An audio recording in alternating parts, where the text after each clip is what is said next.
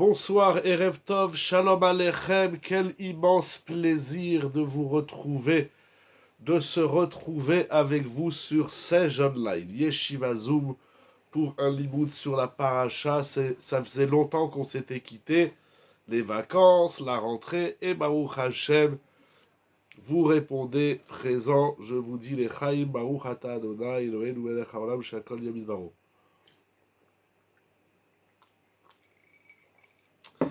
Voilà, moi, personnellement, les shiurim m'ont beaucoup manqué. Il fallait se reposer, c'est important. Et en tout cas, on est là ce soir. Ishtabar Shemo, merci à Kadosh Baruch Hu, merci à toute l'équipe de Yeshiva Zoom. Merci à vous, très chers amis, d'être là ce soir. Et sans plus tarder, nous allons rentrer tout de suite dans la paracha de Nitzavim Vayeler. Nous sommes le dernier Shabbat de l'année. Dernière paracha de l'année. On commence l'année avec le dernier Shabbat de l'année, Nitzavim Vayeler. Dans ces deux petites parachiotes, petites en quantité, nous avons d'immenses sujets, les sujets fondamentaux, les sougiotes fondamentales qu'un juif doit connaître. Atem Nitzavim Hayom Vayeler Moshe Vaïdaber El Béné Israël, il y a tellement de choses importantes, donc on ne pourra pas tout étudier ce soir. Désolé, nous allons voir quelques psukim. Au chapitre 30, Perek Lamed, Pasuk Yud Aleph, Yud Bet, Yud Gimel et Yud Dalet. Nous avons 4 psukim qui sont connus, mais on va les voir sous un angle différent, commentés par le Midrash, et bien sûr, le Maharal, Akadosh, Zechuto Yagadalelu, c'était sa Iloula cette semaine. Donc nous allons parler du Maharal. Qu'est-ce qu'il a à nous apprendre sur ces psukim? Nous allons voir ensemble quelque chose d'extraordinaire. Lisons d'abord les psukim, très vite, qui a mitzvah azot. Moshe Rabbeinu dit aux enfants d'Israël, voilà que cette mitzvah-là, ha mitzvah azot, Asher anochi metzavecha yom, que je t'ordonne aujourd'hui, loniflet hi mibecha. Elle n'est pas cachée de toi. C'est une mitzvah manifeste, qui se voit. Elle n'est pas non plus velorechokai, elle n'est pas loin de toi. Elle n'est pas dans les cieux pour dire qui monte dans le ciel pour nous l'apporter, nous la faire entendre et nous la ferons. Elle n'est pas non plus de l'autre côté des océans pour dire qui va traverser la mer pour la prendre, pour nous la faire entendre, et nous la ferons. Ki karov elecha hadavar meod. Elle est très proche, la chose est très proche de toi, dans ta bouche et dans ton cœur, de le faire. La asoto. Il y a une mitzvah sur laquelle on peut avoir une réticence, une retenue de la faire. Et Moshe Rabbeinu vient répondre à cette réticence. Ne pensez pas que cette mitzvah est dans les cieux ou bien elle est de l'autre côté des océans. Non, elle est très proche de toi. Elle est dans ta bouche, mais ficha est dans ton cœur pour le faire. La soto. Nous allons, Be'ezrat Hashem, nous concentrer sur la réticence que l'homme a de faire cette mitzvah-là, que nous n'avons pas encore dit laquelle, et quelle est la réponse que propose Moshe Rabbeinu à cette réticence que nous avons tous, puisqu'il parle à tout le peuple d'Israël. D'abord, quelle est cette mitzvah qui nous freine? Ha mitzvah hazot, d'après Rashi, d'après Yonatan ben Uziel, d'après le Baal HaTurim, d'après ces 3 grands maîtres, il s'agit de l'étude de la Torah. étudier la Torah, c'est une mitzvah sur laquelle, excusez-moi que je me répète, où nous avons une réticence. Et cette réticence, au moins dans les psukim, se traduit sous 4 formes. Premièrement, la Torah, elle est mechoussa. C'est-à-dire, l'homme pense que la Torah est cachée, voilée, secrète, donc profonde, compliquée, difficile, etc. Deuxième difficulté, la Torah est loin. Troisième difficulté, l'homme a tendance à penser que la Torah, elle est dans le ciel, Bashamayim. Et enfin, l'homme a tendance à penser que l'étude de la Torah se retrouve, mais est vers l'Ayam, de l'autre côté des océans. Sur ces 4 points, ressentis, pensés par l'homme, Moshe Rabbeinu a une réponse. Elle est très proche de toi, dans ta bouche et dans ton cœur. Le kikarov elecha davar meod beficha ou bilvavecha la asoto répond à ces 4 freins qui freinent l'homme à étudier la Torah. Selon le Even Ezra, le Kli Yakar, cette mitzvah sur laquelle nous avons ces 4 points de difficulté, ce sont en vérité toutes les mitzvot de la Torah. Prenez par exemple les lois de la Kashrut, les lois de la Nida, les lois du Lashon Hara, les lois de Shabbat, les lois de la Tfila et ainsi de suite. Sur l'accomplissement de toutes les mitzvot, l'homme ressent 4 problèmes. L'accomplissement des mitzvot, c'est quelque chose qui nous semble difficile, niflette, mais choussé, c'est loin, c'est dans le ciel et c'est de l'autre côté de la mer. Et sur ces 4 questions de l'homme, il y a une réponse.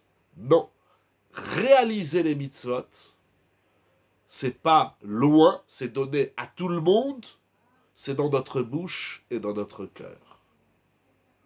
Le Or HaChaim HaKadosh nous dit que il s'agit de l'étude de la Torah et de la réalisation des mitzvot.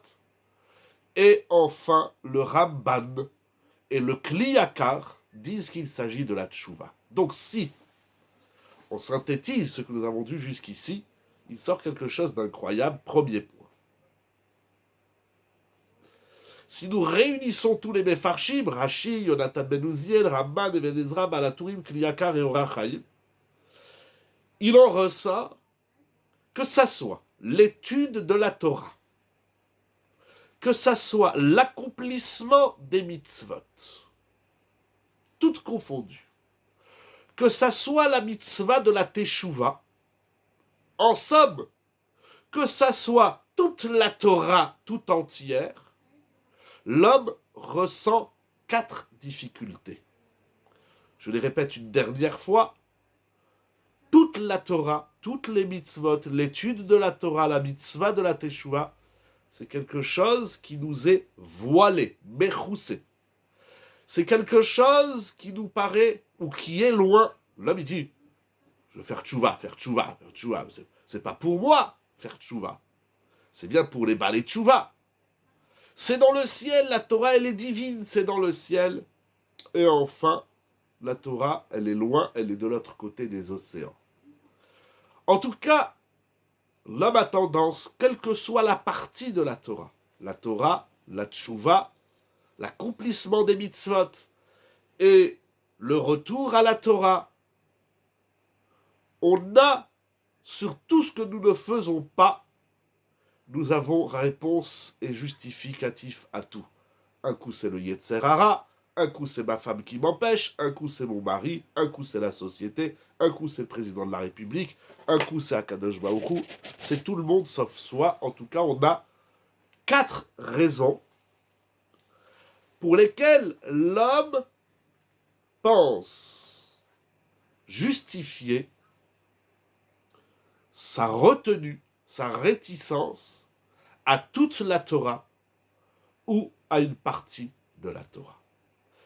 En simple, lorsqu'on invite une personne, lorsque Akadosh Baruch Hu, ou les prophètes, ou les parents, ou les rabbanim, lorsqu'on invite une personne à rejoindre les bancs de la yeshiva pour étudier la Torah, ou à l'accomplissement des mitzvot, ou à faire une réelle tchouva, on a toujours en face de nous une personne qui pense qu'elle a de bonnes raisons de ne pas faire la Torah, les mitzvot, la tchouva et le limud à Torah.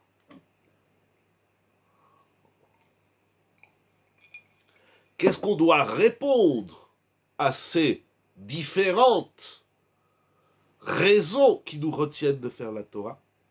Qu'est-ce qu'on doit répondre à tous ces justificatifs?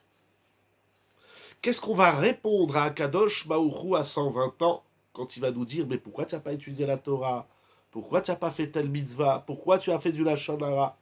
On va lui dire « C'est trop loin, c'est difficile, blabla. » Blabla Torah, il y a blabla car, blabla je sais pas quoi, mais il y a blabla Torah. Eh bien, Moshe Rabbeinu, il nous a enlevé tous les jokers pour ne pas faire la Torah. Moshe Rabbeinu, il a une ta'ana, une réponse à tous ceux qui s'opposent à la Torah. De quelque façon soit-elle, que ce soit étudier la Torah, que ce soit pratiquer les mitzvot, que ce soit faire tchouva, Moshe Rabbeinu, il dit, vous mentez, vous êtes des menteurs. La Torah, elle n'est pas loin, elle est proche. D'autant plus proche qu'elle est dans ta bouche, beficha ou bilvavera. Qu'est-ce que ça veut dire? En plus simple, si on synthétise encore plus, en simple, l'homme qui ne fait pas la Torah, il va expliquer qu'il a une difficulté, quelle qu'elle soit. Le travail, le Yetzer Hara, le conjoint, la difficulté elle-même de la Torah, elle est difficile. Le Talmud, c'est passionnant, mais c'est difficile. C'est loin, ça nous paraît où? C'est pour les tzadikim. Il n'y a que les tzadikim qui peuvent être tzadik, etc. Moshe Rabbeinu dit, tout ce que tu peux m'inventer comme raison de ton frein à la Torah, j'ai une réponse. Ki karov elecha adavar be'od beficha ou bilvavecha la'asoto. Avec Moshe Rabbeinu, il n'y a plus moyen de se dédouaner de la Torah. Comment on appelle ça? C'est le Yetzer Hara, encore une fois, qui... C'est quoi? C'est quoi le problème de l'homme? Alors, puis c'est quoi le débat? L'homme, il dit, ouh là là, la Torah, elle est compliquée. Il dit, Moshe Rabbeinu, pas du tout. Ouh là là, la Torah, elle est loin, il faut prendre la voiture pour aller écouter un shiur. Aujourd'hui, il y a Yeshiva Zoom, Baruch Hashem. Moshe Rabbeinu dit, pas du tout. Tout ce qu'on dit, il dit non, c'est pas vrai. Ben, c'est quoi le débat? La Torah, c'est dur. Moshe Rabbeinu dit, c'est pas dur. La Torah, c'est compliqué. Moshe Rabbeinu dit, c'est pas compliqué. Mais il faut aller loin pour étudier la Torah. Ah non, il n'y a pas besoin d'aller loin. Elle est dans ta bouche. La Torah, elle est dans ma bouche. La Torah, elle n'est pas dans ma bouche. Dans ma bouche, il y a une cigarette électronique, il y a une langue, il y a des dents, il n'y a pas la Torah dans ma bouche. Oui, mais ma femme, elle me dit que si je vais à un chiour, on se voit jamais. Moshe Rabbeinu, il dit, la Torah, elle est proche de toi. Il a une réponse à tout. Toutes les excuses tombent. Avec Moshe Rabbeinu, on aurait aimé qu'il nous laisse un peu de souplesse. On fait la Torah, voilà, on fait comme on peut, on avance tout doucement. Il nous faudrait 3000 ans de vie pour faire toute la Torah. Moshe Rabbeinu dit non, pourquoi? C'est quoi ta raison? Il n'y a pas de raison. Moshe Rabbeinu, il a tué toutes les raisons qu'on pourrait se donner pour ne pas étudier, pratiquer ou faire tchouva. Il n'y a plus de raison. Il n'y a plus. Pourquoi tu ne fais pas tchouva? Quoi? Moshe Rabbeinu dit c'est pas vrai. Hein? Quoi? Qu'est-ce que tu racontes? Moshe Rabbeinu, il ne comprend pas qu'est-ce qu'on lui veut à cette Torah et ce refus et voilà. Moshe Rabbeinu dit non, je ne comprends pas. Alors c'est quoi le débat? Bien évidemment, on peut formuler la question différemment. Moshe Rabbeinu, pour lui, tout est facile, Kaviachol. Moshe Rabbeinu, c'est Moshe Rabbeinu. Vous allez voir un grand tzaddik, vous lui dites, Rav, j'arrive pas à faire Shabbat. Ah bon? Moi, je pense que Shabbat, c'est pas la mitzvah la plus difficile, c'est même la mitzvah la plus facile. C'est un jour où on fait rien du tout. Les gens, ils se plaignent qu'ils travaillent trop, ben on te donne Shabbat. Voilà. On peut même pas prendre le téléphone, c'est pas grave, ça va te faire du bien aux oreilles et à la tête, etc. Shabbat, c'est pas la mitzvah la plus difficile, donc on va pas prendre celle-là. La pureté familiale. Disons que c'est difficile. Allez, c'est vrai, il faut se séparer de sa femme et de son mari pendant une dizaine de jours. C'est compliqué. Puis après, il faut aller au mikvé. Il fait froid, il fait chaud, il est tôt, il est tard. Bon, allez, disons. Allez, je dis, qu'est-ce qu'il y a? Pourquoi tu vas pas au mikvé? Hein? C'est pas du tout, c'est facile. La chanara, c'est difficile de se taire, de se la fermer, de ne rien dire de mal, de négatif, de tordu, de pas mettre en avant les... Non, mon cher Rabbeinu, non, c'est pas... Méficha, c'est dans ta bouche, t'as qu'à la fermer, ta bouche. Est-ce qu'il y a un début entre Moshe Rabbeinu? Est-ce qu'il y a un débat entre... Oui, Moshe... Non, vous savez quoi? Merci pour la question extraordinaire. Est-ce qu'il y a un débat? Il n'y a même pas de débat. C'est Moshe Rabbeinu qui prend de l'avant. Il fait, dis-moi, toi, pourquoi tu viens pas? Ah, si tu vas me sortir telle et telle et telle et telle raison, j'ai réponse. Allez hop, va au Beth Midrash, va étudier la Torah. Pourquoi tu manges pas cachère? Parce que c'est trop cher. Aujourd'hui, toute la vie, elle est chère. Même le pas cachère, il est devenu très cher. Donc, il n'y a aucune raison de ne pas manger cachère. C'est pas bon.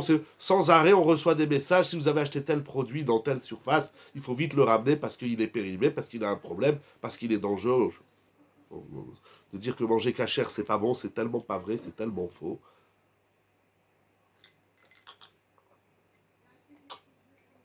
Vous savez quoi? Merci de votre question. Il n'y a pas de débat. C'est Moshe Rabbeinu qui prend de l'avant et il vient au devant des enfants d'Israël. Il leur fait, oh Rabota, il faut faire la Torah. Et ne me racontez pas des salades, il n'y a pas de réponse. Mais on doit faire face à ces commentaires, nous. C'est-à-dire, j'ai pas bien compris votre question. Ça veut dire quoi qu'on doit faire face à ces commentaires? J'ai pas compris votre question, Mechila. Si vous voulez un petit peu élaborer, mais pas trop long, parce que sinon la question, elle reste pas longtemps sur l'écran. Voilà. Je vous laisse rédiger 2 lignes. Ceux qui disent qu'elle est loin. Ah, alors c'est ça. Alors bien sûr, très bien, on avance. Qu'est-ce qu'il nous dit, Moshe Rabbeinu?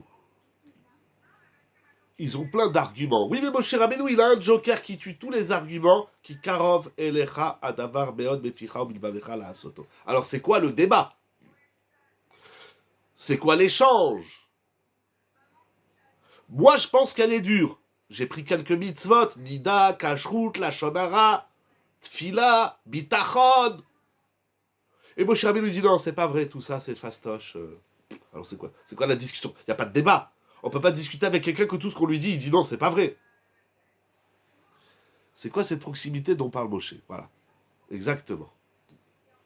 Pour comprendre c'est quoi la proximité qu'on a avec la Torah, il faut comprendre en vérité c'est quoi qui fait qu'on a une non-proximité avec la Torah. Je cherche pas à savoir qui c'est qui a raison, bien sûr que c'est Moshe Rabbeinu qui a raison, mais pourtant, Rav Wolbe, il écrit dans Aléchour, la Torah elle est difficile. Rav Sasson, il écrit la Torah, elle est difficile. Personne ne dit que la Torah. Celui qui vous dit que la Torah elle est facile, c'est un menteur. Ah, mais c'est Moshe Rabbeinu qui le dit. Bon, c'est vrai, il dit pas tout à fait qu'elle est facile. Oh, la Torah, il faut se casser la tête. Alors, en quoi le Karov et l'Echadava, Soto, ça répond à tout. C'est l'assurance à la Torah. Mais alors, c'est quoi le débat? Mais vous prenez un adolescent, viens étudier. Oh non, j'ai pas envie, c'est trop compliqué. Mais pas du tout, mon fils, la Torah, elle est facile. Il dit, ah bon? Allez, d'accord, on va étudier la Gemara, c'est de l'araméen, on comprend rien, je parle même pas du Zohar et de Midrash. Oh là là, je comprends rien du tout. Attends, tu m'as dit que c'est facile, tu m'as menti. Qu'est-ce qu'il raconte, Moshe Rabbeinu? Comment Moshe Rabbeinu, il peut nous dire que la Torah, elle est proche de nous? Où elle est proche? On se sent loin. Il y a des mitzvot, ok. Il faut pas voler, il faut pas tuer. Allez, ok. Disons qu'il y a des mitzvot avec lesquels on a un yachas, ok. Mais il y a des mitzvot, renvoyer la mère qui est sur le lit, ne pas mélanger le lait et la viande, ne pas mélanger le lin et la laine, etc., etc. C'est loin, ça nous parle pas, c'est des choukim, on comprend rien à tout ça. Puis les brachot, les klalotes, toute la Torah, bon, il faut travailler sa colère. Pourquoi? Ouais, c'est compliqué, travailler sa colère. Non, Moshe Rabbeinu dit c'est quoi le débat? C'est quoi la discussion? Attendez, parce que j'entends du bruit. Et je vais essayer de demander si on peut faire moins de bruit, excusez-moi. Excusez-moi.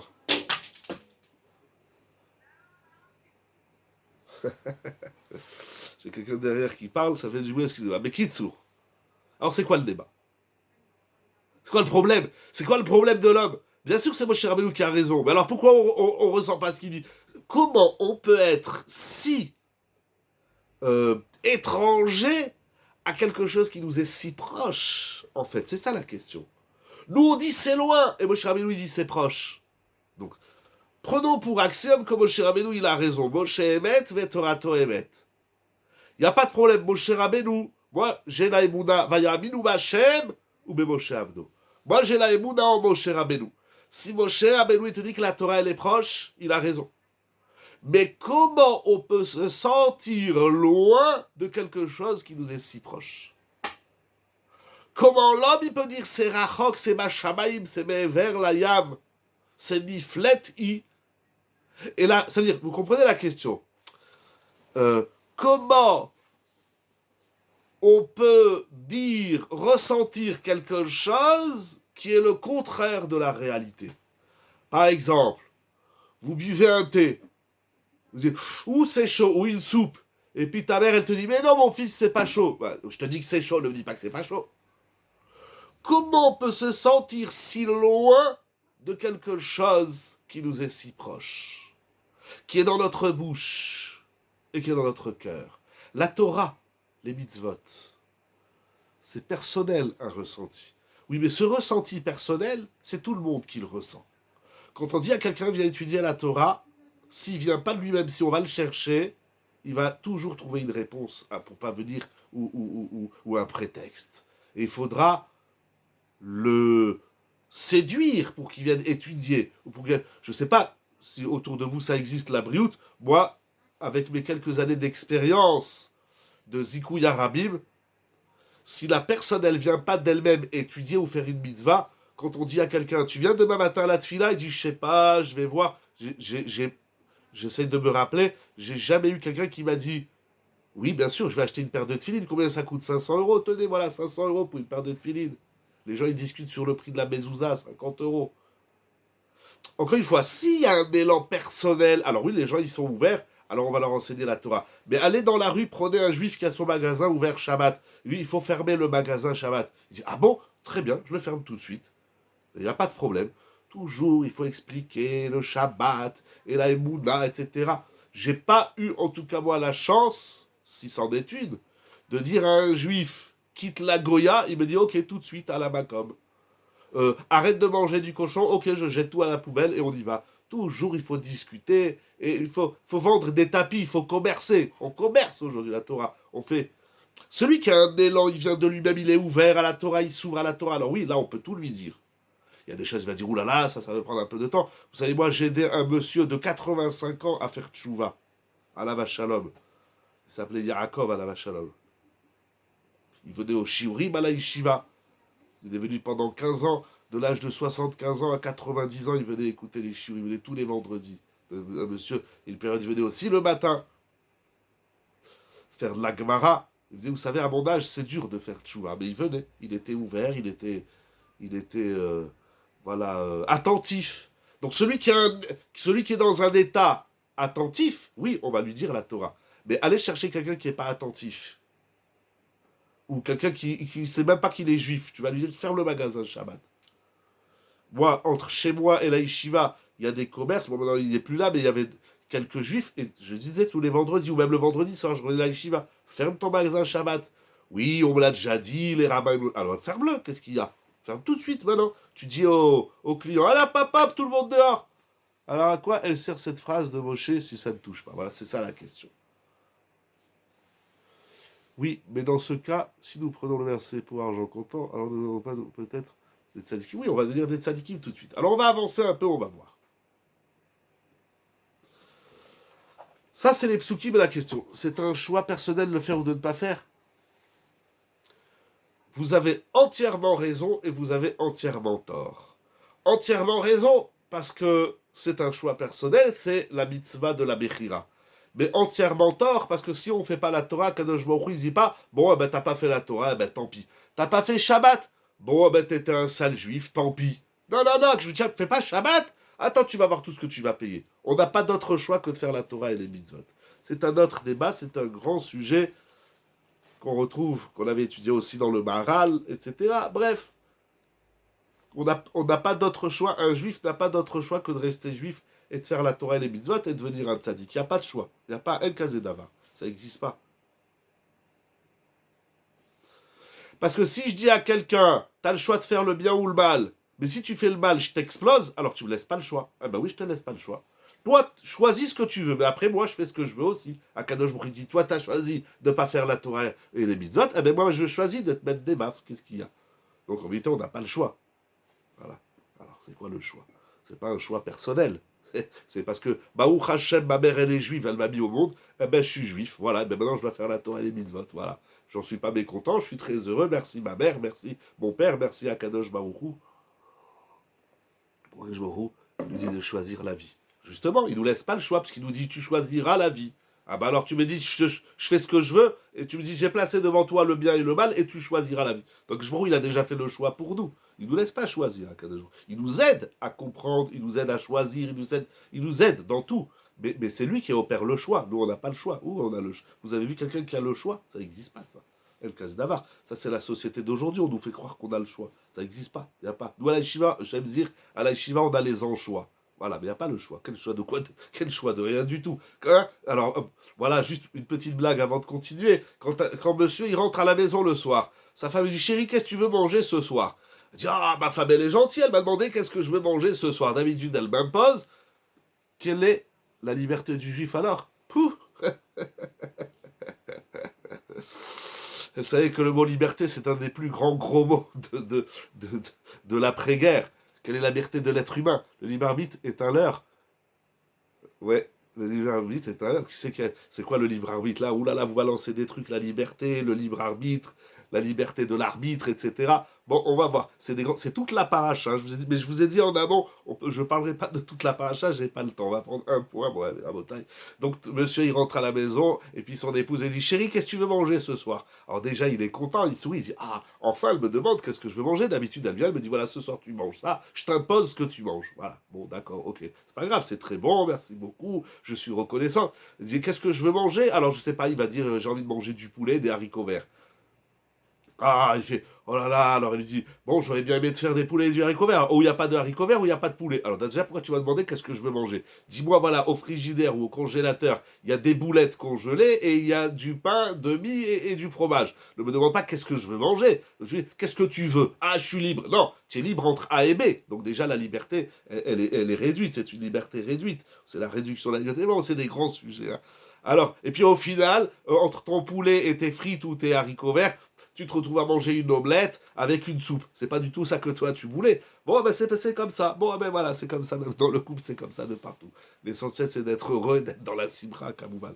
Bon, mon et Rabota, on va avancer un peu. On a assez rigolé. Non, c'est des grandes questions que vous soulevez. Bien sûr, c'est des questions fondamentales. Ça, il faut étudier la paracha, il faut étudier la Torah. Alors, c'est quoi le débat? Mon cher Rabbeinu dit la Torah, elle est facile. La Torah, elle est dans ta bouche ou elle est dans ma bouche? Quelle bouche? Quelle bouche? Où tu as vu la Torah? Moi, dans ma bouche, je ne vois pas la Torah. Oui, je vais prendre la Torah, je vais la mettre dans ma bouche. Et la même chose dans ton cœur. Alors, c'est loin, c'est proche. C'est quoi ce débat? C'est quoi Et comment? Et comment, surtout? Ce que dit Moshe Rabbeinu, ça couvre tous les prétextes. Morav et Rabotai, on va avancer et on va dire quelque chose d'extraordinaire et que le Maharal nous a permis de comprendre. Nous allons d'abord lire un midrash, parce que le Maharal, il travaille ce midrash. Il y a dans la paracha de cette semaine, dans l'Itzavim, le Midrash Rabbah, il ramène un pasouk. Le Midrash Rabbah ramène notre verset. Regardez qu'est-ce qu'ils disent. Rabbanan Amre. C'est quoi Beficha ou Bilvavecha la Asoto? C'est dans ta bouche et dans ton cœur de faire la Torah et les mitzvot. Les sages enseignent. Je vais essayer de le lire directement en français. Si vous avez le Midrash Rabbah, dans Devarim Rabbah, Paracha Lamed, Paracha Chet, Seivav. Les sages enseignent. Le roi Salomon Shlomo HaMelech a prononcé sept, le chiffre 7 phrases à l'égard du paresseux. Le Midrash va comparer ce que dit Shlomo HaMelech à ce qu'a dit Moshe Rabbeinu. On va voir qu'est-ce qu'il a dit Shlomo HaMelech et après on va voir qu'est-ce qu'il a dit Moshe Rabbeinu. Il a dit le roi Salomon. Voilà que nous disons aux paresseux, ton maître, ton rave est dans la ville. On lui dit pas, par exemple, Tianis, on lui dit pas pour aller écouter un shiur, il faut qu'il aille jusqu'à Paris. Non, il y a des shiurim à Nice. Baruch Hashem, il y a des rabbanim, il y a des rabbaniyot, il y a des avrechim, il y a des rabbins. Baruch Hashem, il y a des gens qui font des shiurim, qui font de la Torah à Nice. Je me permets une petite parenthèse. Il y en a qui pensent qu'il n'y a pas de Torah, alors ils nous amènent des rabbanim et autres de l'extérieur. Je ferme très vite ma parenthèse. Alors on dit aux paresseux, ton rave est dans la ville.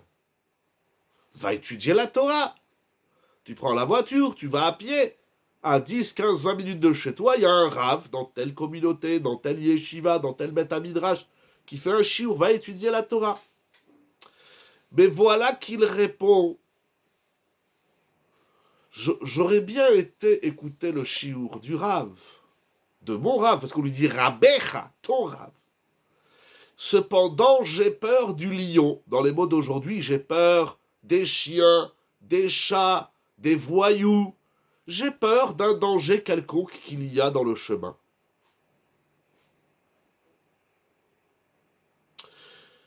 On lui dit, mais ton rave est là.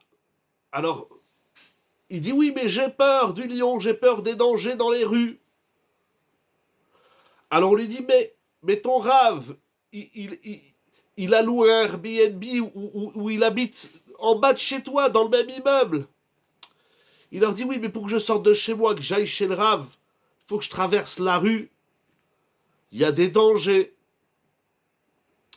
On lui dit, mais ton rave, il est chez toi à la maison. Aujourd'hui, avec Zoom, le rave, il rentre chez nous.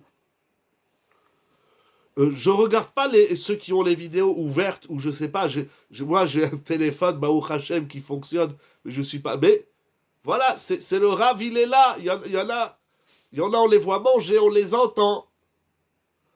Il leur dit, c'est vrai, mais peut-être que si je vais jusqu'au rave, peut-être que la porte elle est fermée, Zoom, ça va pas marcher.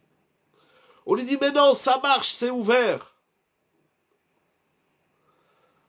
À la fin, ce hatzel, ce paresseux, il ne sait plus quoi répondre. Un coup, il va dire la porte elle est fermée, un coup, il va dire elle est ouverte. Un coup, il va dire je suis venu à la yeshiva, il faisait chaud, vous n'avez pas mis la clim. Un jour, il va dire il faisait froid, vous avez mis la clim. Un jour, il va dire je suis venu étudier, mais il n'y avait pas de café. Un jour, il va dire je suis venu, tout le monde buvait le café. Bon, en simple, il ne sait plus quoi dire. Lo haya yodea male hashiv. Alors il dit c'est vrai, il y a du café, il y a la clim, il y a les rabbanim, il y a les avrechim, il y a les balébatim, tout le monde est sympathique, il y a des livres en français, en hébreu. C'est très embêtant, pardon, d'avoir cette paracha juste avant Rosh Hashanah, rend tout le monde. Ah, j'ai pas eu le temps de lire la fin, elle rend tout le monde, comment vous dites? Renvoyez-moi juste la fin, ou tout, je lirai que la fin. Elle rend Rosh Hashanah en conscience, méside devant la Hatzlut. Vous, ça vous embête, moi, ça m'excite, je trouve ça extraordinaire. Et attendez, on n'a pas vu Moshe Rabbeinu. Mais au contraire, on lit sa vie Bayéler pour passer un bon Rosh Hashanah. Il y a des gens, comment ils font? Je ne veux pas critiquer, j'aime pas critiquer, mais comment les gens ils font un Rosh Hashanah pour arriver au Yotzer ou à la Hamida? Je ne comprends pas. Au moins un jour dans l'année, viens à l'heure. Je comprends pas. Je connais pas les horaires de toutes les tfilotes de la ville de Nice, mais chez nous, à la Yeshiva, la tfila, c'est à 8h. À 8h, on commence les korbanot, à peu près 8h30 au doux, quelque chose comme ça. En tout cas, à 8h, c'est le début de la tfila. Mais comment les gens, ils arrivent à 10h? Je sais pas, c'est Rosh Hashanah, je sais pas, on s'en fout du bon Dieu, on s'en fout de nous-mêmes, quoi. Je sais pas, on est un peu taré. Bon, viens, 8h, 8h10, bon. Mais Il y aura du café. Ceux qui vont venir à la yeshiva, il y a du café, il y a du thé, il y a du Coca-Cola. Comment les gens ils font pour arriver à 10 heures le jour de Rosh Hashanah? Je ne sais pas, dit le Yodéa. Sans parler des tfilotes où ils sont pas là. Il y a Arvit, Midra, Boussaf, etc. Bon, mais je veux pas, vraiment, je veux pas critiquer, au contraire. Mais vous m'avez fait sourire d'abord parce que, Baruch Hashem, vous êtes là, comme tous ceux et celles qui sont là. Ça me fait immensément plaisir. Mais parce que vous, ça vous embête. Moi, au contraire, ça m'éclate parce que, regardez, venez, on va avancer. En vérité, le paresseux, c'est un grand clown. Mais ce qui est intéressant, c'est qu'il y a une paresse inconsciente. C'est-à-dire que le paresseux, il a tellement de réponses que, en vérité, dans la profondeur de son esprit, dans son inconscient, toutes ces réponses-là n'expriment rien d'autre que sa paresse. Quand on a un justificatif pour ne pas faire quelque chose, en vérité, sauf Chazvé Shalom, je ne parle pas Chazvé Khalila des gens qui sont extrêmement malades. Pourquoi la paresse serait supérieure à la volonté de celui qui ne veut pas étudier? Pourquoi la paresse, elle est supérieure? Pourquoi la paresse, elle est supérieure à la volonté? Ça veut dire, non, mais c'est-à-dire que la paresse, elle va cacher. La paresse, elle va étouffer la volonté. Parce que, comme j'étais en train de dire, le paresseux, c'est-à-dire, on est des paresseux inconscients. Penser qu'on a une bonne raison de ne pas faire la Torah, la Tfila, la Tchouva, les mitzvot, ce n'est que l'expression de notre paresse qui est enfouie en nous-mêmes, de laquelle nous ne sommes même pas conscients. C'est ça qui est incroyable. Alors la phrase « Oui, je veux faire la Torah », mais c'est difficile. Ça veut dire « Je veux, j'ai le ratson, mais je suis paresseux ». La paresse est inconsciente et elle enfouit, elle couvre la volonté. Je veux, mais je n'y arrive pas. Non, parce que j'ai un problème. D'abord, même cette phrase, je ne sais pas si elle a un sens. Je veux, mais j'ai un problème. Je ne parle pas, Chas v'Shalom, des personnes qui ont des soucis à l'extrême, qu'Hachem nous en préserve. Des gens qui sont malades ou autres problèmes très graves. Je ne parle pas de ça, bien évidemment. On parle ici du quotidien. Alors, regardez qu'est-ce qu'il dit le paresseux. Quand ce n'est pas conscient, c'est excusable? Pas du tout. C'est pas du tout excusable. Parce que la faute, c'est de ne pas avoir mis les mots justes et vrais sur nos excuses. N'est pas excusable celui qui aurait pu se rendre compte. C'est-à-dire il faut apprendre à découvrir son inconscient dans la Torah. Je fais ni de la psychologie, ni de la psychanalyse, etc. J'aime ces sciences. C'est de la Torah. Rav Israël Salanter en parle. Rabbi Yerucham, le sabbat de Kelem, Rabbi Yitzhak Blazer, Rav Volbe Alav Shalom, et Ibadel Chaim, des rabbanim aussi comme Rav Schwartz, Rav Sasson, etc., etc. Donc c'est vraiment de la Torah. De la Torah qui nous ramène à Hachem. De la Torah qui nous ramène au Hémet. Il faut descendre dans les profondeurs de notre être. C'est pas très compliqué. Il faut juste ne pas être paresseux. Lorsqu'on n'est pas paresseux, on arrive à tout. C'est pas une question de volonté, c'est une question de paresse. Comment on travaille la paresse? Nous allons voir. Nous allons voir. Il faut qu'il me reste 5-10 minutes pour faire le Maharal. Finissons d'abord le Midrash. À la fin, le paresseux est à court d'excuses. Alors il dit, regardez, je vais venir étudier, mais je suis un peu fatigué, je vais dormir un peu, je viendrai demain, je viendrai la semaine prochaine, je viendrai après les fêtes. J'ai rencontré des gens, j'y viens étudier, mais fait non, mais après les vacances, il y a la rentrée, après la rentrée, il y a Rosh Hashanah, après Rosh Hashanah, il y a Kippour, après il y a Kippour, est-ce que je viendrai après les fêtes? Pourquoi tu vas venir après les fêtes? Viens tout de suite, qu'est-ce qu'il y a? Tu dis pas à ton patron, je reprendrai le travail après les fêtes. Tu dis pas à ta femme, je reprendrai mes responsabilités du foyer après les fêtes. C'est tout de suite. Il n'y a que la Torah qu'on la ramène à demain. C'est un truc de ouf. Alors, je veux, mais je suis paresseux. Alors, comment on y remédie? Et c'est quoi la paresse? Alors, il dit, bon, regarde, ce soir, je suis fatigué. Bon, si je suis pas ce soir au Shiur Zoom, c'est pas très grave. De toutes les façons, après, on le retrouve sur le site de la Yeshiva, on le retrouve sur les chaînes YouTube. Bon, c'est pas très grave. Je ne parle pas, encore une fois, d'abord c'est un peu d'humour, celui qui n'est pas là ce soir, et bien évidemment, chacun y fait comme il le ressent. Là, il y a la Bechira, peut-être même que les gens, ils étudient dans notre Shiurim, la brute, ou tout simplement, ils n'aiment pas les Shiurim. J'ai aucun problème avec ça. C'est dommage, c'est pas moi qui parle, c'est le Chumash, c'est le Midrash, et nous allons voir tout de suite le Maharal. Je suis fatigué. Je peux pas aller à la tfila demain matin. Je reviens d'un mariage, on est rentré, il était 2 heures du matin. Si je me lève à la tfila, ça veut dire que je vais dormir 3 heures. C'est une excuse. Ça s'appelle de la paresse. Mais c'est pas de la paresse. Je suis réellement crevé. C'est de la paresse, c'est de la hatzlout. Tout simplement. Oui, mais tu comprends, les vacances, ça m'a fatigué. Maintenant qu'on est rentré, il me faut 1 semaine pour me réadapter à la vie. Monsieur, c'est de la paresse. Tu reviens des vacances, demain tu vas à la tfila pour un c'est tout, tu te reposeras, je ne sais pas quand, à Nilo Yodéa. Mais voilà. Comment on décrasse notre paresse? Le dernier excuse, je ne comprends pas pourquoi ça s'appelle de la paresse, des faux prétextes. Les prétextes sont générés, c'est-à-dire l'origine, le shoresh, la racine de toutes les excuses du monde, soit-elles, sauf chazve khalila, chazve shalom, à l'extrême, quelqu'un qui est malade, nous, quelqu'un qui est à l'hôpital, quelqu'un qui est... On va pas parler de ça, mais du quotidien, la paresse produit des prétextes. C'est ça que nous dit le Midrash. C'est incroyable, c'est incroyable. Qu'est-ce qui vous dérange?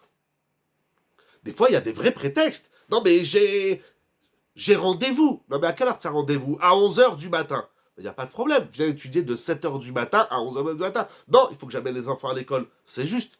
L'inverse est-il vrai? Tout prétexte provient de... C'est exactement, c'est pas l'inverse. Tout prétexte provient de... Oui, tout prétexte. C'est exactement ça que je suis en train de dire. C'est ça qui nous dit le Midrash. Tout prétexte soit-il est le produit de la paresse. Pourquoi tu viens pas étudier? Il faut que j'aille avec plaisir. Il faut que j'aille amener les enfants à l'école. C'est normal. On t'a pas dit de pas amener tes enfants à l'école. Et après, il faut que j'aille au bureau. Et après, mais tu vas jamais au cinéma, tu vas jamais au restaurant, tu vas jamais à droite, à gauche, tu vas jamais... Tu travailles de 8 heures du matin à 8 heures du soir. Mais c'est incroyable. C'est pas les 35 heures, là. On est les 85 heures par semaine. Pour sortir de la paresse, il faut de la proximité. Non, je ne vais pas dire ça. Je ne dis pas donc que ce que vous dites, c'est faux. Peut-être que c'est juste. On va prendre un autre qui vous. Regardez lequel, Moraï Rabotai. Regardez. On va avancer, on va voir le Maharal. C'est vraiment dommage de l'abîmer. Pour finir le Midrash, j'entends ce que vous dites, mais je ne vais pas aller dans ce qui vous. Mechila. Alors, il nous dit le Midrash. Mashe Amar Moshe Ayagadol Mikulan. Minayin, Kikarov Elecha Davar Meod Meficha Mifranatzoto, Otse Davar Mitorpicha. Il nous dit le Midrash, comment on va dire, le meilleur conseil qu'on peut donner aux paresseux, donc à tout le monde, à monsieur tout le monde, l'homme par définition, l'homme, pas que le masculin, l'homme, l'humain, par définition, il est paresseux. Par définition, c'est le propre même de l'homme, c'est la paresse. La paresse, c'est pas une mauvaise mida. La paresse, c'est l'essence de l'être humain. La terre nous tire vers le bas, le corps nous tire vers le bas, et on est bien content. On va pas aussi dire que c'est à cause de la terre et de la matière. Ah, après tout ce qu'il a dit Shlomo Amelech, le Midrash nous dit, mais en vérité, le meilleur prétexte qu'on peut dire aux paresseux, c'est en vérité, t'as pas besoin de bouger. C'est dans ta bouche, c'est dans ton cœur. Tu veux rester sur le canapé, il n'y a pas de problème. Reste allongé sur le canapé. Mais étudie la Torah sur le canapé. Qu'est-ce qu'il y a? Alors, c'est pas le top, c'est pas le... Mais au moins étudie. Pratique. Torah canapé, c'est pas le top. Mais au moins tu fais la Torah. Mais un prétexte pour se défaire totalement, pleinement de la Torah, ça se traduit par un seul mot, de la paresse. Moraï Verabotai. Lisons comment le Maharal va lire ce Midrash et quelle est la réponse de Moshe Rabbeinu. Donc, en simple, synthétisons, Moshe Rabbeinu, il est en train de nous dire, c'est ce qui sort du Midrash, c'est ce que va expliquer le Maharal. Également, je suis dans Netivot Olam, Netiv Hazerizut, au premier chapitre du Netiv Hazerizut. Moshe Rabbeinu, il est en train de nous dire que tout prétexte soit-il n'est que l'expression de notre paresse chronique et inconsciente. C'est incroyable. Je vais pas, je vous une toute petite parenthèse. Non, on va pas le faire parce que c'est pas du Kodesh. Je voulais le faire dans un autre domaine, mais non, on va rester dans la Torah, on va voir qu'est-ce qu'il dit le Maharal. Ça veut dire, bien sûr, il faut être amiti. Parce que j'entends les non-amitis. Si malgré cela, il ne dit pas, c'est de la... En vérité, pourquoi tu n'étudies pas? J'ai pas envie. J'ai pas les nerfs, j'ai pas la niaque. C'est... oh là, quoi. On traîne la patte, quoi. Mais est-ce que les gens, ils ont envie d'aller travailler? Non, ils y vont. Pourquoi? Il y a une motivation. C'est l'argent, c'est le cavone. Et c'est pour pas rester à rien foutre toute la journée. Puis il faut bien payer son loyer, il faut manger, etc. Bon, d'accord. On va travailler sans radiout. On va travailler sans travailler ou vivre. Vous savez pourquoi les gens, ils divorcent? Vous savez pourquoi les gens, ils divorcent? Parce qu'ils sont paresseux. Ma vache, c'est la conclusion de mes X années d'expérience aujourd'hui dans le Shalom Bayit, donc j'en connais un petit peu. Pardon, mais quelle est la source de... Ah, j'ai pas eu le temps, Mechila. Mechila, renvoie la question parce que j'étais en train de parler. Hop, un petit moustique. Avec le peu d'expérience que j'ai en ces X années, déjà presque 3 décennies, dans le cœur, la bouche, le plus exclusif. On va expliquer, regardez, on va expliquer. On va le voir dans le Maharal. Je disais que avec les presque 3 décennies de travail dans notre chère et belle communauté et des couples que j'ai reçus, que j'ai entendus par téléphone, j'ai reçu les couples qui divorcent, chasvé shalom, à part ceux qui se bastonnent, qui se frappent, chasvé khalila, lo alenu, bien sûr c'est très grave, mais c'est de la paresse. Mais il faut travailler la colère. Je pas les nerfs. Je la supporte plus ou je le supporte plus. Mais travaille, apprends à supporter les gens. C'est ta femme. Je parle de ta femme, je parle pas du je sais pas qui. Ah, j'ai pas les nerfs. Pourquoi tu n'as pas les nerfs? C'est de la paresse. Non, mais de toutes les façons, elle est comme ci, et je suis comme ça, elle est comme ça. Eh ben, on n'est pas fait l'un pour l'autre. Vulgairement, je vulgarise, je le fais dans le couple. Le rinour. Pourquoi on n'éduque pas les enfants? Ah, j'ai pas les nerfs. On dit parfois, vulgairement, encore une fois, c'est des clichés, des schémas très, très, très, très généraux. Mais je sais pas, par exemple, le gars est en train de s'opposer à sa femme, dis-moi, j'ai pas les nerfs. Tu peux dire aux gosses qui se la ferment, ou tu sais quoi, mets-leur un dessin animé, comme ça ils me laissent tranquille.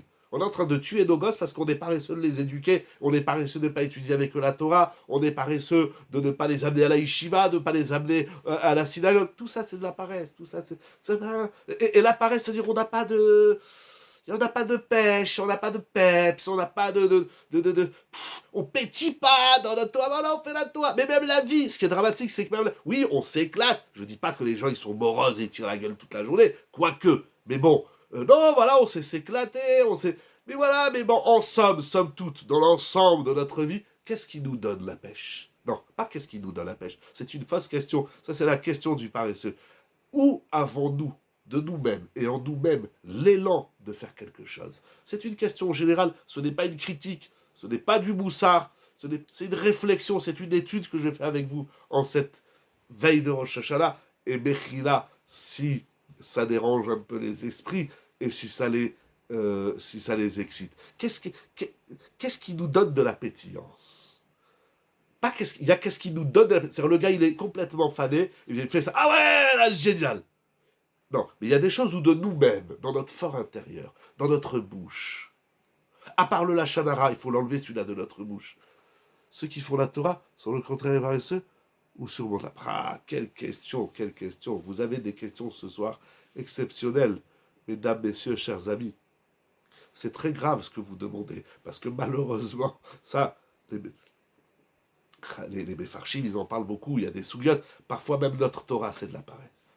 C'est de la paresse. Alors on va inventer, il faut que je me taise, mais on va inventer de la pétillance dans la Torah, parce que même la Torah, viens à la tfila, j'ai pas les nerfs. Viens étudier, bon d'accord, allez, si ça te fait plaisir. Moi, il y a des gens qui me disent, bon, si ça te fait plaisir, je vais étudier avec toi. Alors moi, je cherche pas à me faire plaisir. Moi, j'ai pas besoin de passer 1 heure avec un type qui tire la tronche ou qui a pas envie d'étudier la Torah. Parce que toi, t'as pas envie. Donc, malheureusement. Et c'est pas seulement les gens qui sont loin. Des fois, même ceux qui sont... Nous sommes dans la Torah. Des fois, on n'a pas la peps, on n'a pas la rayoute, on n'a pas la dynamique. Ah, je crois que le thème de ce soir, c'était la dynamique de l'être. Voilà, ce qui nous manque, c'est le dynamisme. Et quand il n'y a pas de chayout, il n'y a pas de dvekout, il n'y a pas de hitlahavut, il n'y a pas de hitpa'alut, je prends des grands mots qui sont écrits dans les grands penseurs de la Torah. Il n'y a pas de... Alors on fait la Torah et les mitzvot, voilà, on fait, voilà. On est juif, et si on était une grenouille, eh ben, on serait une grenouille, et puis si on était une vache, on aurait été une vache. Bon, eh ben, les chromosomes, ils nous ont envoyés ici, dans un métamidrash. Non, ça pétille pas, ça. Regardez qu'est-ce qu'il dit le Maharal. Le Maharal, il dit la chose suivante. Il dit le Maharal. Je choisis quelques phrases, celles que crois que j'arrive au moins à traduire. Comment il dit? D'abord, il nous dit la Torah. Le Maharal en parle beaucoup. Je ne sais pas si vous avez écouté ma vidéo que j'ai mise sur Instagram et YouTube. Je l'ai appelée l'au-dessus. Pas l'au-delà, l'au-dessus, la Elionout, la Romémout de la Torah. Attention, il nous dit le Maharal. La Torah, l'étude, la pratique, les mitzvot, la tchouva, la Torah, par définition, elle dépasse l'homme. Elle surpasse l'homme. En vérité, il n'y a pas de rapport entre l'homme, le juif, le Ben Israël. Je ne parle pas des goïms. Les goïms, c'est encore un autre sujet. Mais entre l'humain, Ben Israël, tout Israël soit-il, et la Torah, il n'y a pas de rapport. La Torah, elle est le Sechel Eloki. La Torah, elle est la science divine. Elle est la sagesse divine. Elle est l'intellect divin.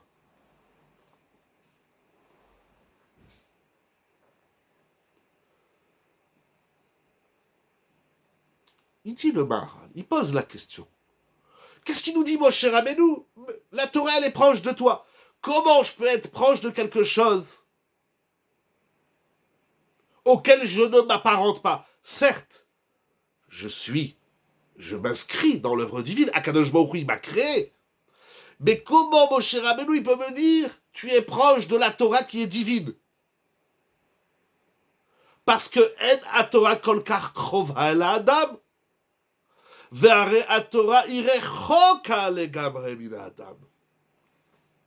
Maharal, il pose la question. Mais comment Moshe Rabbeinu nous dit la Torah, elle est proche de toi?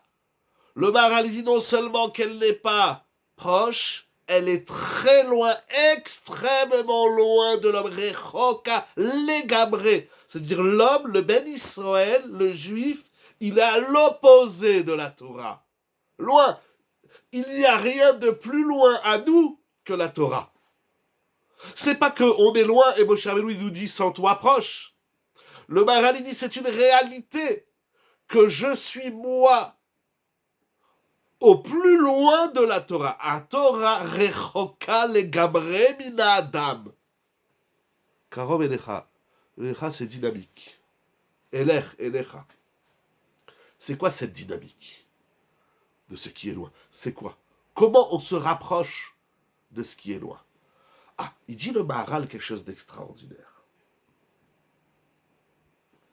Le débat, c'est pas la Torah. Je te dis qu'elle est loin. Et Moshe Rabbeinu dit, mais non, elle est proche. Il dit le Maharal à Kadosh, celui qui dit que la Torah, elle est loin de lui, il a raison. Moshe Rabbeinu, il est juste en train de te dire, pas que la Torah, elle est proche. Il est en train de te dire que cette Torah qui est très loin de toi, tu peux en faire l'élément le plus proche de toi. Comment se rapprocher de ce qui est loin? C'est actif. Le débat, c'est pas la Torah, elle est loin, mais non, la Torah, elle est proche. Quand quelqu'un, on est à table, je lui dis passe-moi le sel, il me fait il est trop loin. C'est pas loin, il est à 20 cm. Alors la discussion, c'est pas de savoir est-ce que 20 cm c'est loin ou c'est proche. Alors pourquoi pas l'écrire en assez milachon? Pardon, c'est écrit en tout petit sur mon téléphone. Vraiment, Mechila.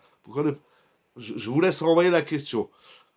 Comme on approche de la fin du chiour, je ne voudrais pas trop tarder, mais n'hésitez pas à renvoyer. Kikarov, c'est pas un état, c'est un verbe, c'est actif. Cette Torah qui est très loin de toi, tu peux en faire la chose la plus proche de toi. Pourquoi l'écrire avec Vav en chasser? Ça donne le verbe. Je sais pas. Vous êtes plus fort que moi dans le dikdouk. Vous me posez beaucoup de questions sur le dikdouk. Il faudrait peut-être que je m'y mette. Je sais pas. La question reste entière. Ben, comment ce qu'il y a de rachok legabré? Comment ce qu'il y a de plus loin, de plus opposé à toi, tu peux en faire ce qu'il y a de plus proche? Comment?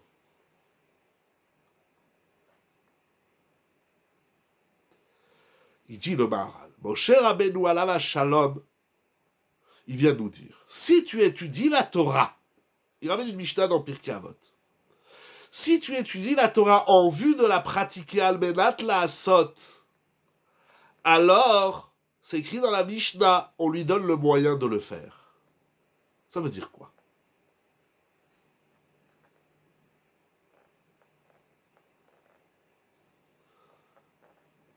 C'est-à-dire que la Torah, est-ce qu'il y a de plus loin? Comme on a dit, c'est le Sechel Eloki. Je cherche une phrase. Oh.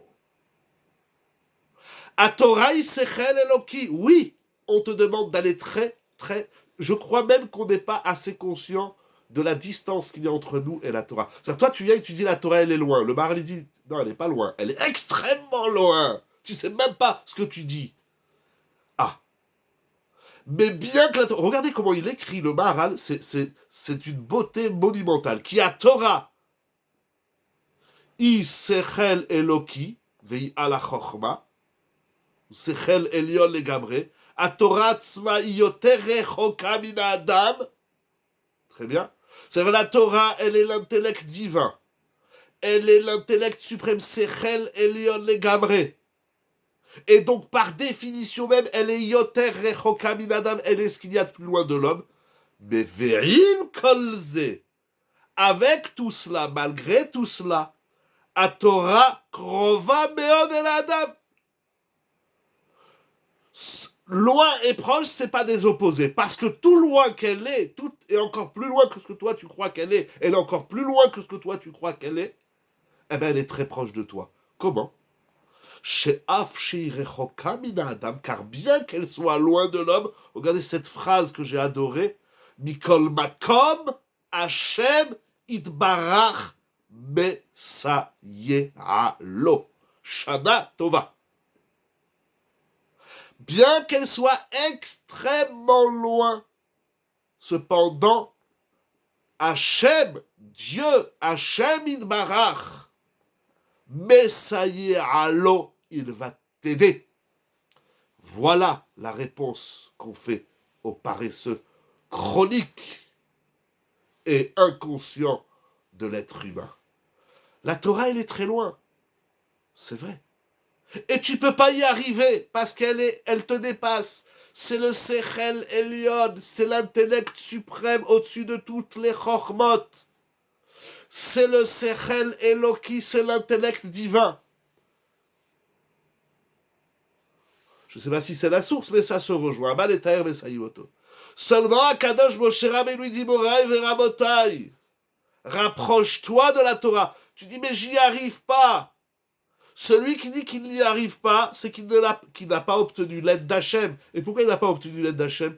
Parce que fondamentalement et chroniquement parlant, il est paresseux, il ne veut pas. On veut l'aide d'Hachem sans rien faire. Akadosh Baruch il dit tout seul, tu ne peux pas être un tzaddik. C'est vrai, c'est impossible. C'est impossible d'être un tzaddik. C'est impossible de manger kasher, de faire Shabbat, Nida, la Shana, c'est impossible. Tu n'y arriveras pas.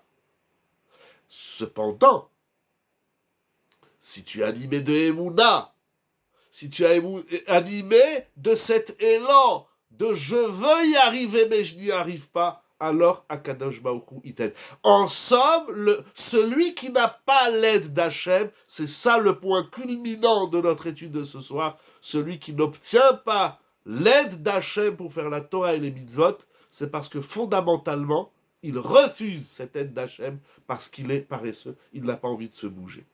Il n'a rien envie de faire. Il veut que l'argent... La paresse est un manque de Emouna. Exactement.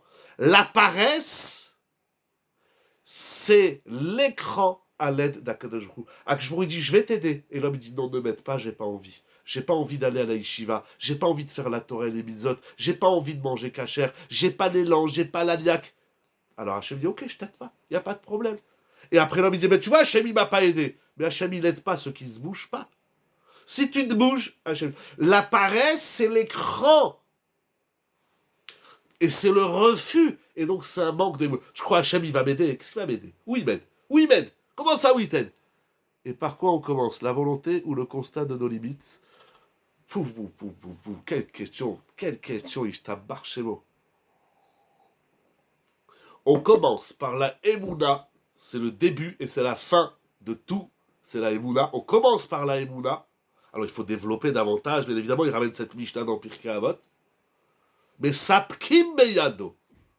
Les sages nous enseignent celui qui n'est pas paresseux. Hachem, il lui donne les moyens d'y arriver. Pas à faire, il faut pas le dire comme ça. C'est pas Dieu, il va t'aider à faire la Torah des mitzvot. Akadosh Baruchou, il va t'aider à aller au point le plus loin et le point le plus opposé de toi-même. Parce que c'est là-bas, c'est dans l'opposition, c'est dans le loin que se trouve la plus belle des aventures. Et parce qu'en vérité, c'est là-bas, toi-même, tu vas te retrouver. Parce que tu n'es pas ici, tu es là-bas. Pourquoi? Parce qu'ici, tu n'es pas avec Hachem. Là-bas, tu es avec Hachem. Et quand tu es avec Akadosh Baruchou, ça glisse comme sur des roulettes, je ne sais pas comment on dit, ça glisse tout seul. Tant que tu es loin, c'est qu'Hachem ne t'aide pas. Et Hachem ne t'aide pas parce que toi, tu refuses qu'il t'aide. Donc tu n'as pas la Emouna. Donc tu fais écran à l'aide divine. Et donc, si tu refuses Hachem, tu te refuses toi-même. Le paresseux, il n'existe pas. Non, moi je suis très bien comme ça dans ma vie, moi je suis pépère. N'existe pas. Surtout dans le Maharal, tout le travail de l'homme, c'est Yetzi Amina Koach El Apoel, etc. Il y a encore beaucoup de Torah derrière. Mais cette phrase-là, j'ai surkiffé, certainement pas à la dimension, à la hauteur, de la profondeur du Maharal, bien évidemment, mais au moins, comme il est dit à Torah, Be'atzma yoter, la Torah, oui, elle est ce qu'il y a de plus opposé à l'homme. Il n'y a rien qui s'oppose de plus à l'homme que la Torah. Il n'y a rien. La Torah, c'est l'opposé total et absolu de l'homme. Je parle du juif. Encore une fois, l'égoïsme, c'est une autre soubia. Tout juif que tu es, la Torah, elle est complètement... Moi, ce que j'aime dans cette vérité du Maharal, c'est qu'on est là avec des discours. Mais non, la Torah, c'est ce qu'il y a de mieux pour toi, et tu vas voir. Non, d'abord, quand quelqu'un dit la Torah, elle est dure, il faut lui dire c'est vrai. Quand quelqu'un dit mais j'y arrive pas, il faut lui dire c'est vrai. Quand quelqu'un dit mais elle m'énerve la Torah, il faut lui dire c'est vrai. Mais quand quelqu'un dit mais moi j'ai pas de rapport avec la Torah, il faut lui dire c'est vrai. T'as raison, c'est complètement vrai. Celui qui dit ça, c'est en vérité les ta'anot, c'est ça qui est beau. Les prétextes de l'homme sont vrais. On n'a pas de rapport avec cette Torah. On comprend rien au bon Dieu. On comprend rien au tzadikim. On comprend rien à Moshe Rabbeinu, à Adam, Noach, Avraham, Isaac. Nous, on est là à faire des beaux discours qui sont vrais. Mais on est tellement loin de ce qui est écrit dans la Torah. Mais regardez la semaine dernière, encore cette semaine, la Torah va nous parler des klalotes. Mais on a un rapport avec les malédictions de la Torah. On n'aime pas cette partie violente de la Torah. Mais Hachem, il te dit, si tu bats la Torah, je vais t'exploser. Chasve Khalila. Ah oui, oh, j'ai compris. T'as compris, on comprend rien, la Torah, on comprend rien. On sait même pas, on demande une question à un Rav, il nous dit A, on va lui demander à un autre, il nous dit B, on va demander à un autre, il va nous dire, bon, on comprend rien, la Torah, c'est dur, c'est loin. Oui, et le Maharal, il te dit, tu as raison. Il te dit, ah oui, tu as raison, la Torah, elle est rechoka, beyoter mina adam, yoter, a Torah beatzma yoter rechoka mina adam. Yisechel Elion Legamre, la Torah c'est l'intellect suprême, t'as même pas commencé la Torah. La Torah Yisechel Eloki veilla la Chochma. La Torah elle est l'intellect divin et elle est au-dessus de la Chochma. Mais ça, c'est pas un prétexte pour pas la faire. C'est ça qui est beau. Ça pas parce que c'est dur et c'est loin et c'est immense et c'est divin que tu peux pas la faire. Au contraire, si t'as compris que la Torah elle est dure, c'est que t'as compris qu'elle est divine. Et si t'as compris qu'elle est divine, c'est que t'as compris qu'il y a que le divin qui peut t'aider. Ah ben Hachem il va t'aider, je t'embarque, c'est beau. C'est pas magnifique? Voilà, je vous laisse tranquille, Shana Tova. Voilà. Oui, elle est dure, elle est loin, bien sûr. Celui qui te dit mais dans la Torah c'est facile, c'est un menteur. C'est un chakran. L'Atzdaka, c'est horrible de donner de l'Atzdaka. Bon, j'exagère, bien évidemment. C'est dur. En ce moment, on est sollicité tous les jours. Les textos, les WhatsApp, les mails. Et ça soigne la paresse. Ce qui soigne la paresse, c'est de croire en cette aide divine. C'est de vouloir. Et c'est on va dire ce qui remédie à la paresse dans la Emouna, que quand bien même on en est loin, on peut espérer en être. Voilà, exactement.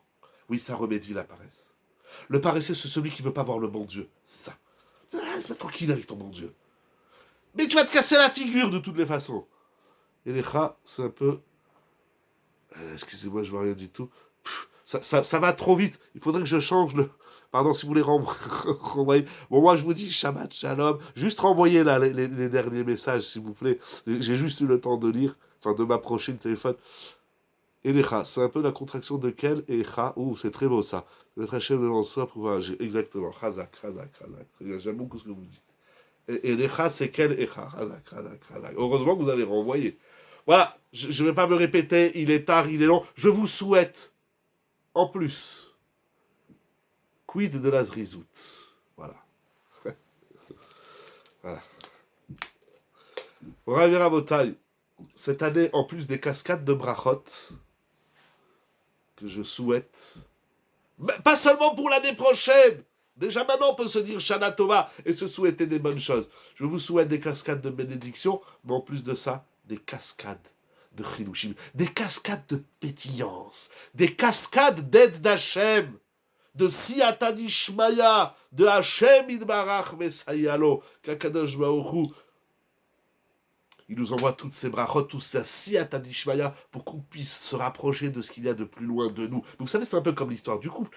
Est-ce que vous pouvez me dire, je ne veux pas le savoir, c'est juste dans le débat, dans l'étude, quel point commun qu'il y a entre un homme et une femme? Réponse, aucun. Il n'y a rien de plus loin à l'homme que la femme. Adam Arishon, il est le seul homme que la femme, elle est venue de lui. Et alors qu'elle est venue de lui, elle était complètement opposée à lui. Donc je ne sais pas comment on vit en Shalom Bayit. Mais ce qui est clair, c'est que, alors aujourd'hui, ils ont inventé des cultes où on n'a pas, bon, on n'en dira pas davantage. Mais Kitsour, voilà, oui, il faut leur seul point commun et leur différence. Ah bon? Merci. Un cœur et une bouche en commun. Quoi? On a une bouche en commun? Mais je vais pas passer. Bon, voilà. Pour moi, le chiour, il est terminé. Shabbat Shalom et Shana Tova. Mais on parle pas la même langue. Je lui dis oui, elle a compris non. Elle me dit non, j'ai compris oui. On n'a pas la même bouche. Le même cœur, on n'a pas le même ressenti, on n'a pas les mêmes désirs. Quel cœur? Après, peut-être ça dépend des couples. Hein. Je m'excuse auprès de Maëchet Raïl et etc. Mais il n'y a pas de point commun entre un homme et une femme. Il n'y a rien de plus opposé à l'homme que la femme, et rien de plus loin à la femme. Mais regardez, au point que les Français ils ont inventé une règle, le meilleur ami de l'homme, c'est le chien. Quelle horreur, Ishtamar Shemo. Moi, le meilleur ami de l'homme, c'est pas le chien, Chazve Khalila. C'est Hachem et sa femme. Le meilleur ami de la femme, c'est Hachem et son mari. Mais pas le chien, Ishtamar Shemo. Il faut être fou pour dire des phrases pareilles. Bon, voilà, on a assez rigolé. Bon, Ravera, c'est jamais assez de rigoler. Bon, Ravera Motage, je vous remercie. Je remercie l'équipe de Yeshiva Zoom. Merci beaucoup d'avoir accepté de reprendre cette année. Merci, Rabbi Yonatan. Et merci ton épouse également. Merci pour toute l'équipe. Merci à vous d'être là parce que c'est tout simplement génial, parce que je vous trouve géniaux. J'adore vos questions, vos remarques, vos brachot, vos souhaits. Je vous dis Shabbat Shalom, des cascades de bénédiction, des cascades de Chidushim. Là, nous, Ulran Israël, qu'on entende des bonnes nouvelles. Voilà, que des brachot chez tout le monde. Shabbat Shalom, le dernier Shabbat de l'année. Faisons l'effort, montrons à Kadosh Baruch Hu. Sortons pour ce dernier Shabbat de l'année de notre paresse afin d'obtenir toute l'aide d'Akadosh Baruch Hu. Shabbat Shalom, Shana Tova. Merci beaucoup et à bientôt.